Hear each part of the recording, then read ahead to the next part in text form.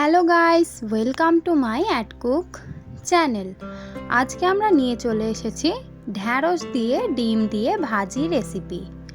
অনেকে এই রেসিপিটা জানেন না বা অনেকে এই রেসিপিটা বাড়িতে করে খেয়েছেন। তা আজকের আমার এই রেসিপি ঢ্যাঁড়স দিয়ে ডিম ভাজি দেখে নেওয়ার অনুরোধ রইল। পুরো ভিডিওটা দেখে যারা বাড়িতে এখনও বানাননি এই রেসিপিটা একবার হলেও বানানোর অনুরোধ রইল। আজকের ভিডিওটা শুরু করা যাক ঢ্যাঁড়স দিয়ে ডিম ভাজি রেসিপি। সর্বপ্রথম এখানে আমি নিয়ে নিয়েছি 250 গ্রাম ঢ্যাঁড়স। 250 গ্রাম ঢ্যাঁড়স আমি এভাবে হাফ ইঞ্চি স্পেস রেখে কেটে নিয়েছি। দেখুন এতটা সরু সরু করে, যেহেতু আমাদের ডিমের সঙ্গে রান্না হবে মানে ভাজি হবে, তার জন্য আমাদের সরু করে কাটতে হবে যাতে ডিমের সঙ্গে ঢ্যাঁড়সটাও আমাদের হয়ে যায়।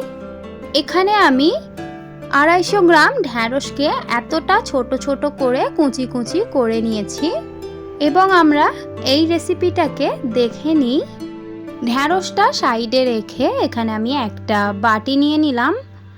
এখানে আমি দুটো ডিম নিয়ে নিচ্ছি। দুটো ডিমকে আমরা এই বাটির মধ্যে ফাটিয়ে ডিমগুলোকে বাটির মধ্যে নিয়ে নিচ্ছি।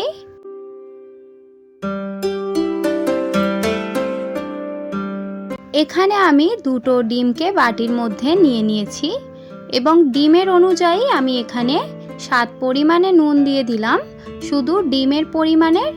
এবং এখানে আমি ডিমটাকে একটু ভালোভাবে মিশিয়ে নেব।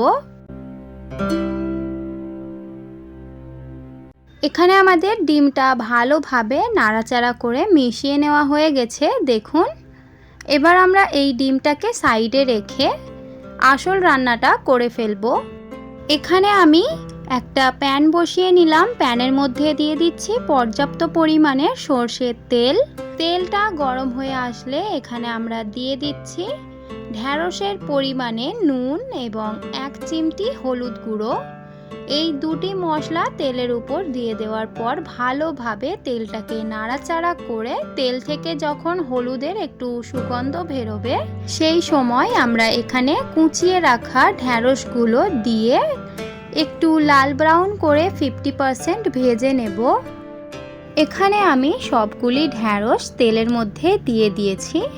এবার ভালোভাবে একটু নাড়াচাড়া করে ভেজে নিচ্ছি।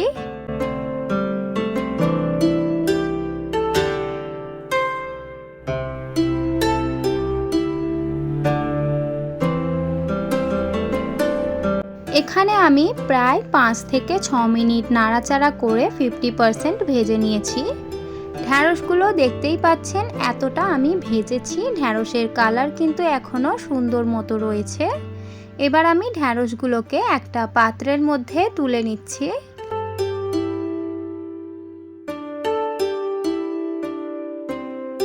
ঢ্যাঁড়সটা পুরোপুরি তুলে নেওয়া হয়ে গেলে এখানে আমি আরও একটু অল্প সরষের তেল অ্যাড করলাম এবং এখানে সরষের তেলটা অল্প একটু গরম হয়ে আসলে এর মধ্যে দিয়ে দিচ্ছি একটা মিডিয়াম সাইজের কুচিয়ে রাখা পেঁয়াজ।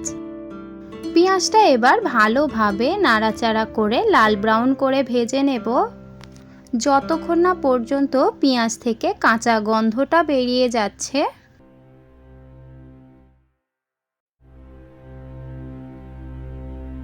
পেঁয়াজটার গায়ে একটু লালচে লালচে কালার আসলে এখানে আমি দিয়ে দিচ্ছি একটা গোটা শুকনো লঙ্কা, দিয়ে দিচ্ছি হাফ চা চামচ হলুদ গুঁড়ো, দিয়ে দিচ্ছি হাফ চা চামচ লঙ্কা গুঁড়ো, দিয়ে দিচ্ছি জিরে গুঁড়ো হাফ চা চামচ এবং আদা এবং রসুনের পেস্ট দিয়ে দিচ্ছি 1 চা চামচ। আর এখানে নুনের প্রয়োজন হলে আমি এখানে নুন দিয়ে দিচ্ছি প্রায় স্বাদ মতো। এবার আমি ভালোভাবে নাড়াচাড়া করে মশলাগুলোকে মিশিয়ে নেব।